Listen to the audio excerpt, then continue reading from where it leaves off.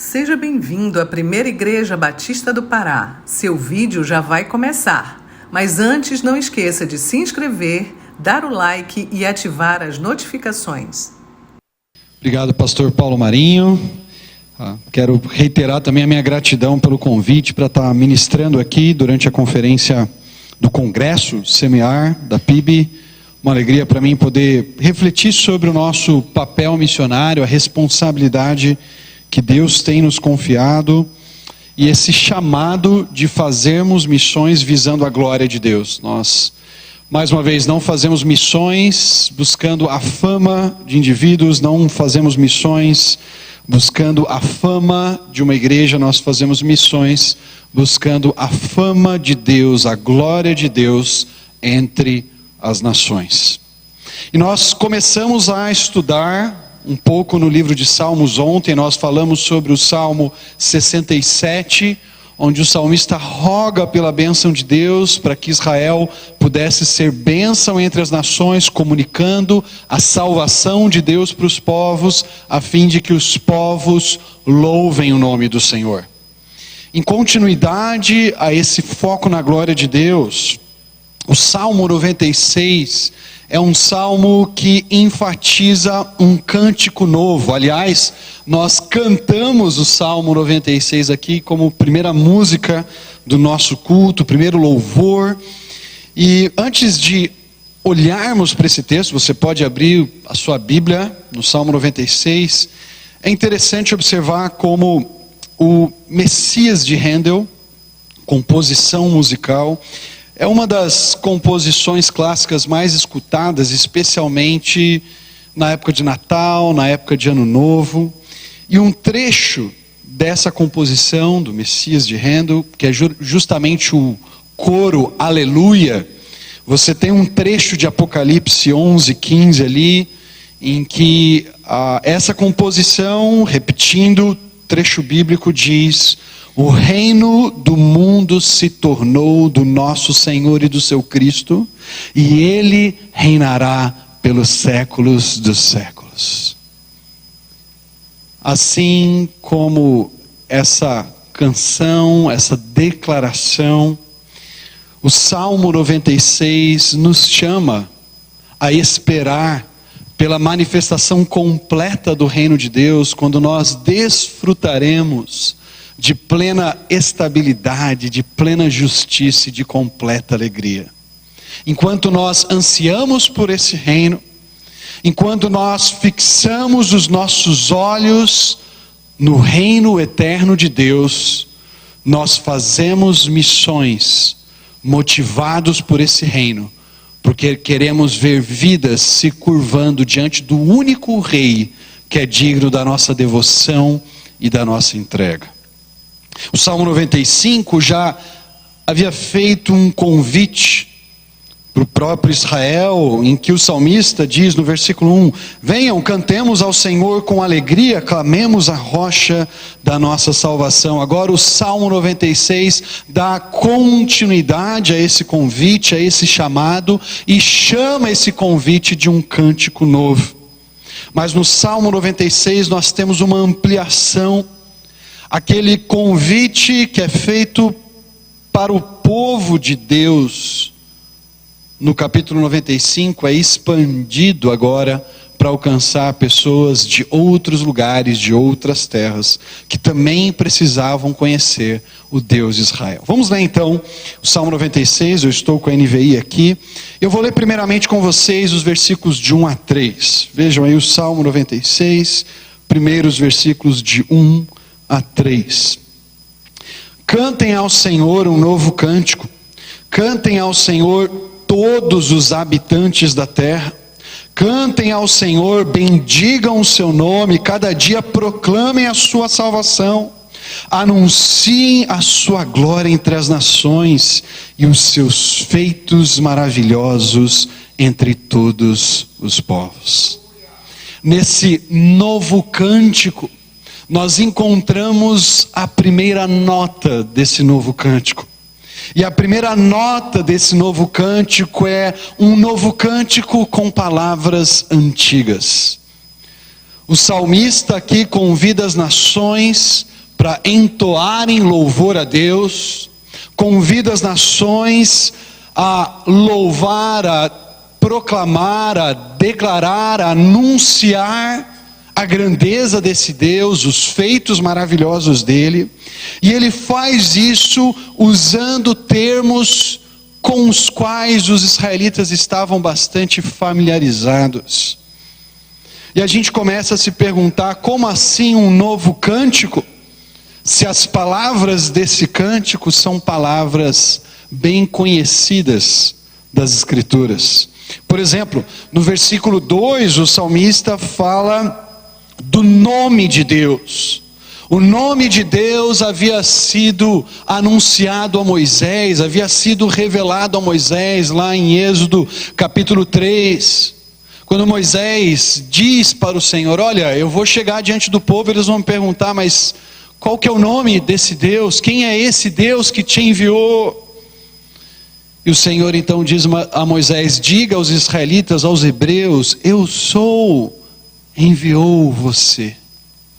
Deus revela o seu nome, Deus se dá a conhecer como eu sou, que está presente na história do seu povo, tirando Israel do Egito, manifestando o seu poder de juízo contra a opressão do faraó, fazendo Israel passar pelas águas, atravessar o deserto, chegar na terra da promessa. E esse Deus, cujo nome é revelado como eu sou, decide colocar o seu nome num local central em Israel. E ali naquele local ele deveria ser adorado e exaltado pelo seu povo. O nome de Deus é um conceito bastante conhecido. Mas o Salmo também fala da salvação de Deus. Essa salvação que continuamente os israelitas celebravam. Essa salvação, essa libertação que ano após ano era mencionada na Páscoa, quando os pais contavam para os seus filhos aquilo que o Senhor havia feito.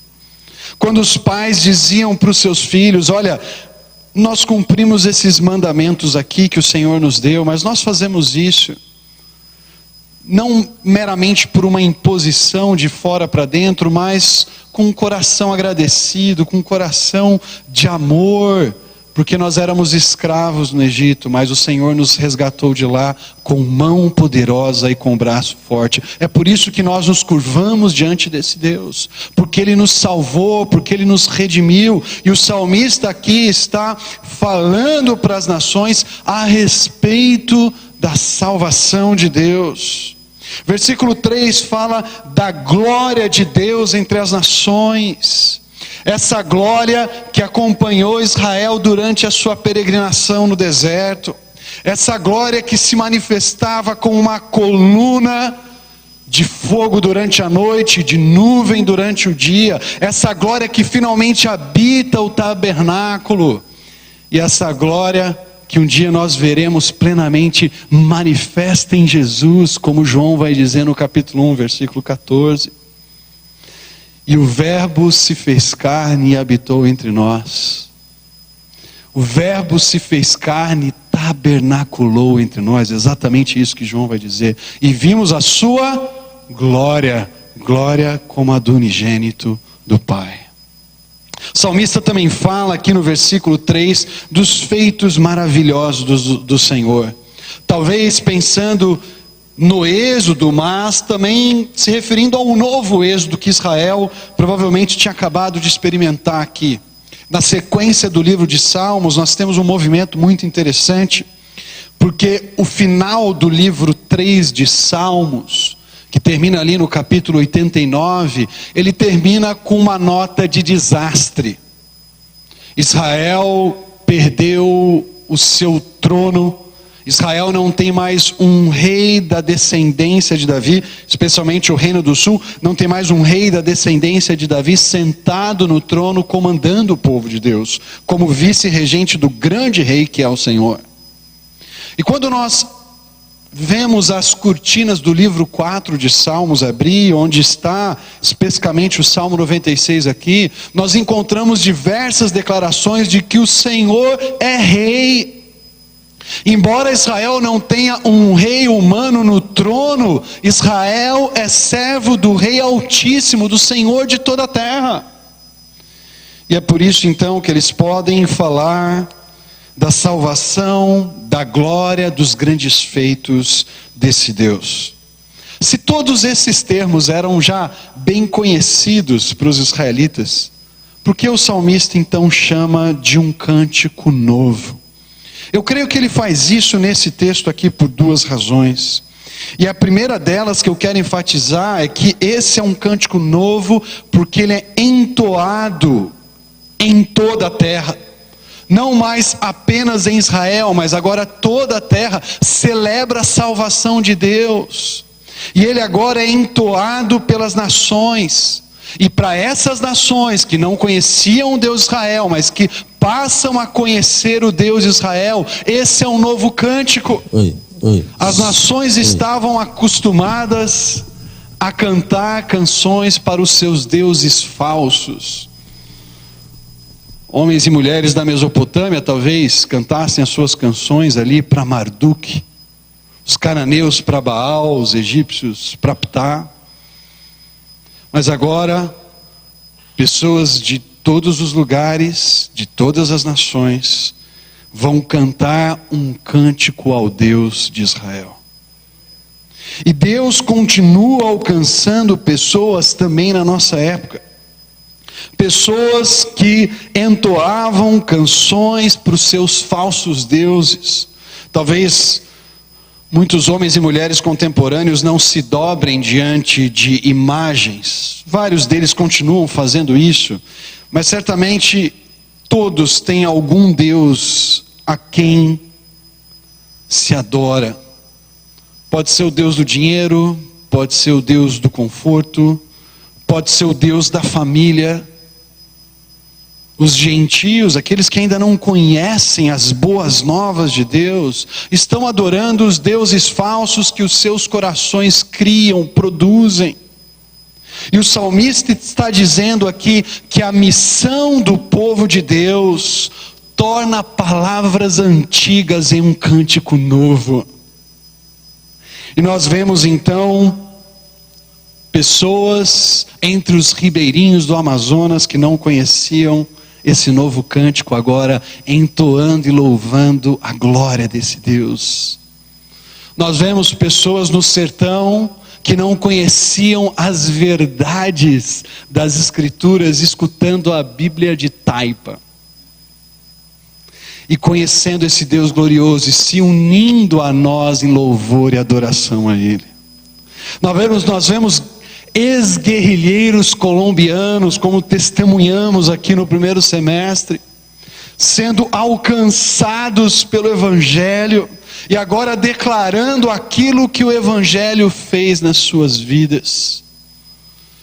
Esse é o primeiro chamado do Salmo, a cantarmos, declararmos, anunciarmos um novo cântico com as mesmas palavras reveladas nas Escrituras. A mensagem é sempre a mesma,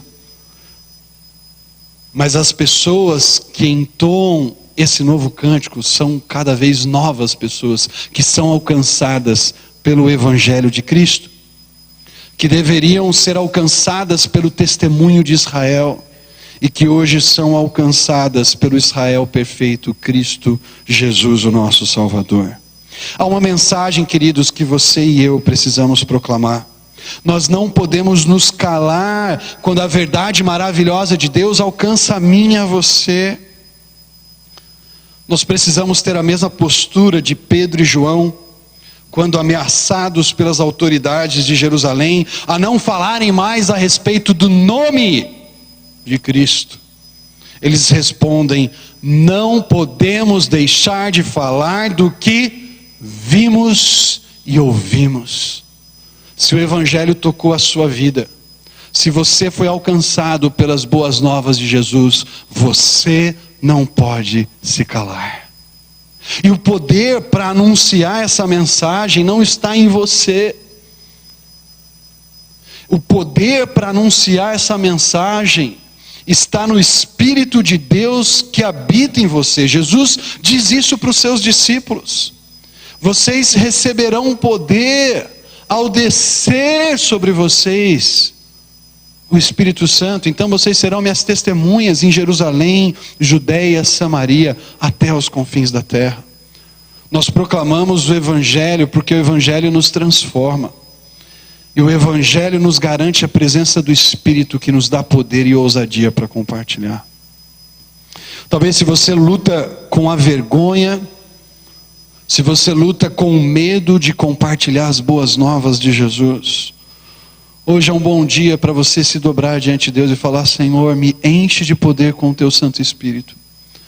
Eu não quero ser um agente 007 cristão. Eu quero ser uma testemunha clara, evidente para todos, daquilo que Jesus fez na minha vida. O chamado do Salmo 96 é um chamado a proclamarmos. É um chamado a proclamarmos a mesma mensagem. Paulo vai dizer para os coríntios: olha, antes de tudo eu entreguei a vocês o que recebi. Que Cristo Jesus morreu segundo as Escrituras. Foi sepultado segundo as Escrituras, e ressuscitou segundo as Escrituras, e foi visto por mais de 500 testemunhas. E essa mensagem do Evangelho não muda. Os mensageiros, a esperança desse salmo é que os mensageiros são cada vez novos mensageiros, que vão sendo alcançados pela mensagem. Mas nós não podemos negociar a mensagem do Evangelho. Nós não podemos colocar aditivos a essa mensagem. Nós não podemos deixar de proclamar que não há salvação em nenhum outro nome, senão pelo nome de Cristo Jesus. Tem muitos evangélicos, ou ditos evangélicos, que estão negociando a mensagem do Evangelho, que estão abrindo mão daquilo que é essencial. O que esse texto está falando é: a mensagem é sempre a mesma, embora ela seja entoada com um novo vigor, por novas pessoas, a mensagem é sempre a mesma. A lei e aos testemunhos, ou ao Evangelho de Cristo, é Ele que nós recorremos, e é Ele que nós anunciamos.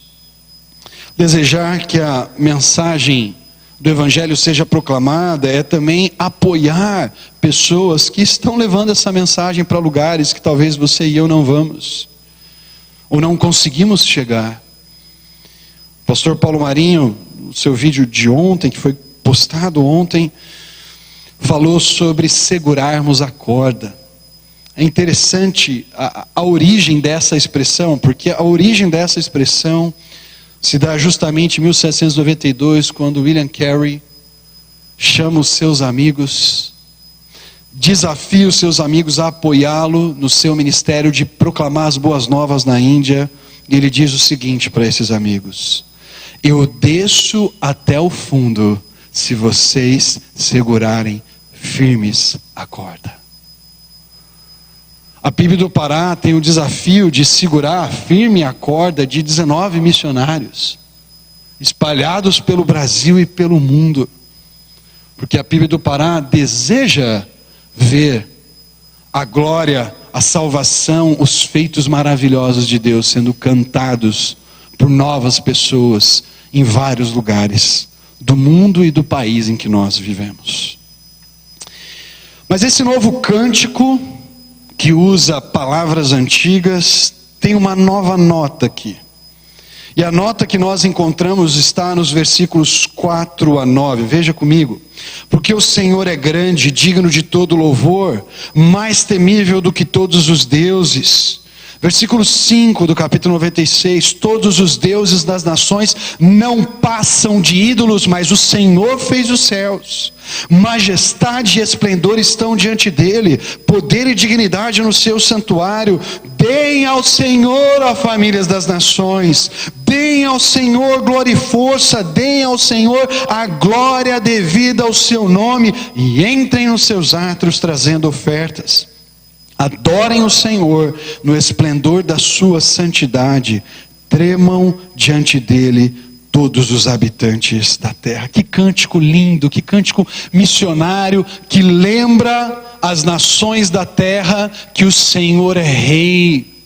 Glória e majestade, ou esplendor e força estão diante dele. Uma expressão que no Antigo Testamento, especialmente no livro de Salmos, é usado para falar do rei humano, descrevendo esse rei cheio de glória, cheio de força. O salmista está dizendo, existe um rei acima desse rei humano que é o Senhor. E toda a glória e toda a força pertencem a ele. Agora, essa nova nota do cântico do Salmo 96 nos diz que esse novo cântico aniquila os falsos deuses. O novo cântico não apenas usa palavras antigas, ele também aniquila os falsos deuses. Vejam o versículo 4, porque o Senhor é grande, é digno de todo louvor, mais temível do que todos os deuses. Só Ele é digno do louvor, só Ele é digno de toda a glória. O salmista não está dizendo para as nações, olha, louvem o Senhor mais os seus deuses. Não, louvem unicamente o Senhor, só Ele é digno. Só Ele merece o nosso louvor, a nossa entrega, a nossa adoração. No versículo 5, o salmista não é nada politicamente correto. Eu lembro de ter presenciado já em cenas em universidade, uma universidade que eu estudei, onde você tinha o chamado diálogo ecumênico, em que um pastor se assentava do lado de um pai de santo, do lado de uma teóloga católica, e todo mundo dizia, olha, não importa a sua fé, importa que todos os caminhos levam até Deus. E o salmista vai dizer, não, só tem um caminho, só tem um Deus, porque todos os outros deuses são falsos, são vazios, não têm poder nenhum. Vejam o versículo 5, todos os deuses das nações não passam de ídolos, mas o Senhor fez os céus. Essa mesma percepção que, como eu ressaltei ontem, Raabe teve quando encontrou com os espias. Olha, o Deus de vocês é Deus dos céus e Deus da terra. E se vocês me permitem, eu geralmente aconselho os meus alunos de hebraico a não mencionarem palavras hebraicas de púlpito. Mas aqui é necessário a gente perceber um pouco do jogo de palavras que o salmista está fazendo. Ele diz que aquilo que as nações que ainda não conhecem a salvação de Deus, aquilo que elas chamam de Elohim, não passa de Elilim. Aquilo que elas chamam de deuses não passa de futilidade. Esses deuses são nada. Esses deuses não têm poder algum. Esses deuses não são deuses coisa nenhuma. É isso que o salmista está declarando.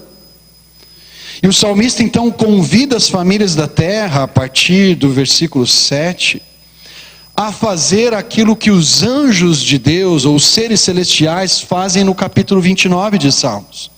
No capítulo 29, os anjos são convidados, assim como as famílias da terra, a dar ao Senhor glória e força, a glória devida ao seu nome, a adorar o Senhor no esplendor da sua santidade. Quando nós cantamos o novo cântico da missão, há uma batalha pelo coração dos homens, e há um chamado a homens e mulheres que estão enganados e seduzidos por falsos deuses e ídolos, a adorar o único Deus que pode realmente redimi-las. Você vai se lembrar de Isaías 40, 48, quando o profeta está anunciando a sua mensagem, prevendo o retorno do povo ao exílio. Ele vai dizer, olha, não existe Deus como o Senhor, que desde o passado anuncia o que há de vir. Isaías 46 é um trecho tão lindo, porque Deus vai falar para Jacó, Jacó, olha, desde cedo eu te carreguei, enquanto as nações no começo de Isaías 46, tentam carregar os seus deuses sobre os animais de carga, e esses deuses caem e não conseguem parar de pé. Nós adoramos esse Deus verdadeiro, e esse Deus verdadeiro, quando alcança vidas, ele transforma corações. Ontem, vindo para cá, estava ouvindo uma mensagem, e o trânsito foi maior do que eu esperava. E eu acabei escutando 2 vezes a mesma mensagem, mesma pregação do pastor Fernando Leite. E nessa pregação ele contava o testemunho de um índio Terena. Ele foi pregar no Mato Grosso, num congresso dos Terenas. E no momento em que ele estava um pouco livre, um dos índios se aproximou dele e disse: olha, eu quero te apresentar esse meu amigo aqui, esse Terena aqui. E ele disse assim: esse Terena aqui já matou muito pregador, viu? O Fernando Leite estava pregando lá. Já ficou esperto. E aí então, aquele homem que de fato havia matado pessoas que o tentaram evangelizar, contou o seu testemunho. Um homem viciado na bebida, que se dobrava diante do Deus da bebida. Um homem que tinha sangue nas mãos, porque tinha matado gente. Contou como Jesus transformou a vida dele. E aquele homem que havia tirado vida de gente que pregava o evangelho, mencionou uma experiência recente que ele teve na sua vida. Ele disse assim: pastor, eu estava na minha casa, e de repente eu vi um saco de adubo que tinham deixado perto da minha casa. E quando eu abri aquele saco de adubo, eu vi um bebezinho dentro dele. E eu peguei aquele bebê e eu adotei como meu filho. Um homem que tirava a vida de pessoa, agora cuida da vida de um pequeno bebê, porque Jesus transformou a vida dele. E a gente pode contar histórias e mais histórias, e vocês conhecem talvez pessoas próximas de vocês, ou até mesmo talvez a sua vida é um testemunho radical de como o evangelho transforma. O próprio testemunho que nós ouvimos no primeiro semestre aqui, daquele irmão que perseguia cristãos na Colômbia, quando é impactado pelo evangelho, se torna agora perseguido por causa de Jesus. É Saulo de Tarso, que conspirava contra os cristãos, mas quando Cristo ressurreto lhe aparece, ele não consegue resistir a essa mensagem, e ele se torna então testemunha de Jesus. É isso que esse cântico novo faz, ele aniquila os falsos deuses e aponta para o Deus verdadeiro. A última nota do Salmo 96, está lá nos versículos 10 a 13, vejam: digam entre as nações, o Senhor reina, por isso firme está o mundo e não se abalará, e Ele julgará os povos com justiça. Regozijem-se os céus, exulte a terra, ressoe o mar e tudo que nele existe, regozijem-se os campos e tudo que neles há. Cantem de alegria todas as árvores da floresta, cantem diante do Senhor, porque Ele vem julgar a terra, julgará o mundo com justiça e os povos com a sua fidelidade. Esse novo cântico, ele é um novo cântico porque ele é cantado por novas pessoas, embora as palavras sejam antigas, mas esse novo cântico também é um novo cântico porque ele fala de algo novo que Deus ainda fará. Ele aponta para a esperança do reino de Deus plenamente consumado e desfrutado. Versículo 10 diz: digam entre as nações, o Senhor reina. O Senhor reina, é verdade. O Senhor é o grande soberano. Deus nunca perdeu o seu poder. Deus nunca foi destituído por um outro monarca. Nada e ninguém pode colocar em risco o governo do nosso Deus. Ele é soberano absoluto. Mas um dia as nações reconhecerão que esse Deus é rei.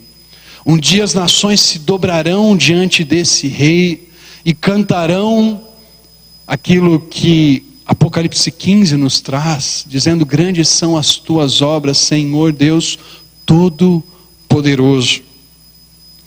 O Salmo 96 nos aponta para esse momento futuro. Para esse momento futuro que implica a redenção de pessoas de todas as nações.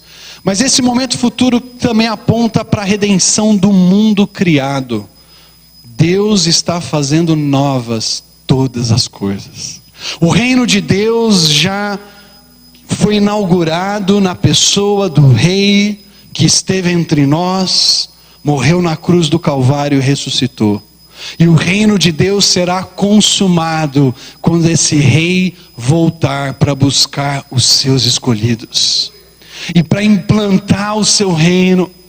Enquanto nós aguardamos esse reino, enquanto a criação, como Paulo diz em Romanos 8, geme, aguardando a redenção da sua decadência, a libertação da sua inutilidade, nós proclamamos esse evangelho, porque nós não vivemos por aquilo que vemos, mas vivemos por aquilo que esperamos com base nas promessas de Deus. O novo mundo que Deus está trazendo tem 3 características marcantes aí no versículo 10. Esse mundo é um mundo confiável. Deus firmou esse mundo e ele não se abalará. Esse novo mundo é um novo mundo de justiça. E por fim, esse novo mundo é um novo mundo de alegria. Queridos, o nosso velho mundo é o oposto dessas 3 coisas. Nós vivemos no já e ainda não, e nós estamos ainda num mundo antigo que está sendo invadido pelo novo mundo do reino de Deus. E nesse mundo antigo ainda existe instabilidade e caos. Basta você olhar para as notícias. Basta você observar o que os veículos de comunicação estão falando sobre a guerra agora entre Israel e Líbano. Nosso mundo ainda é um lugar de injustiça e opressão. Nosso mundo ainda é um lugar onde poucos, aliás, têm muito e muitos têm muito pouco. O nosso mundo ainda é um lugar de sofrimento e tristeza. Mas você e eu aguardamos novos céus e nova terra onde habita a justiça. E é esse olhar para o mundo futuro que deve nos mover a missões. É esse olhar para o reino de Deus que já raiou em Cristo Jesus e que vai ser consumado também com Cristo Jesus, que deve fazer nós irmos, anunciarmos, falarmos. E talvez essa manhã Deus está falando com você que Ele quer tirar do contexto confortável de uma grande cidade e talvez levar lá para os ribeirinhos de algum outro lugar, aqui no estado mesmo, ou em algum outro lugar no Brasil. Talvez Deus está desafiando você e falando ao seu coração, para te tirar do contexto seguro, relativamente seguro, de Belém, e te levar para um ambiente estável e difícil do mundo muçulmano. O que deve te mover à missão é essa esperança de que esse reino aqui não é final, esse mundo aqui não é final. Vale a pena doar a sua vida, vale a pena derramar os seus dias em prol do Evangelho, porque esse mundo passa, mas aquele que faz a vontade de Deus permanece para sempre. Paulo em 2 Coríntios 4, missionário Paulo, em 2 Coríntios 4, versículos 16 a 18, vocês vão se lembrar que nessa carta ele descreve vários dos seus sofrimentos e dificuldades em prol do Evangelho. Ele diz: por isso não desanimamos, em 2 Coríntios 4, 16. Embora exteriormente nos desgastemos, interiormente estamos sendo renovados dia após dia. Pois os nossos sofrimentos leves e momentâneos produzem para nós uma glória eterna que pesa mais do que todos eles. Assim, fixamos os nossos olhos não naquilo que se vê, mas no que não se vê, pois o que se vê é transitório e o que não se vê é eterno. Vale a pena proclamar o Evangelho, vale a pena usar os nossos recursos não para construir o nosso castelo, o nosso reino nesse mundo, mas para investir no reino de Deus. Vale a pena usar os nossos dias e os nossos tempos, não desperdiçando-os talvez meia hora numa rede social, mas dobrando os nossos joelhos para orar por missões, dobrando os nossos joelhos para clamar por poder, para testemunhar do Evangelho de Cristo. Vale a pena investir naquilo que é eterno. Porque aquilo que se vê é passageiro, mas o reino de Deus que já raiou e será consumado é permanente. E é para esse reino que nós vamos e é esse reino que nós pertencemos. Por isso nós apoiamos missões. Por isso nós anunciamos o Evangelho. Por isso nós estamos dispostos, até mesmo se necessário for, sair do conforto, sair da segurança, sair da tranquilidade, para ir para ambientes hostis e proclamar o único reino que é permanente e que de fato é real, que é o reino de Deus. Na semana passada eu estive com os irmãos da Missão Pescar e me impactou o testemunho que eles contaram. Depois eu fui na internet para conhecer um pouco mais de um irmão chamado João Batista Pinheiro, no final do século XIX. Ele foi um dos responsáveis pelo início da denominação da AICEB, né, que é muito forte aqui no norte do Brasil. E eles contaram a história desse homem. Gente, esse homem era um mendigo nas ruas de Pernambuco.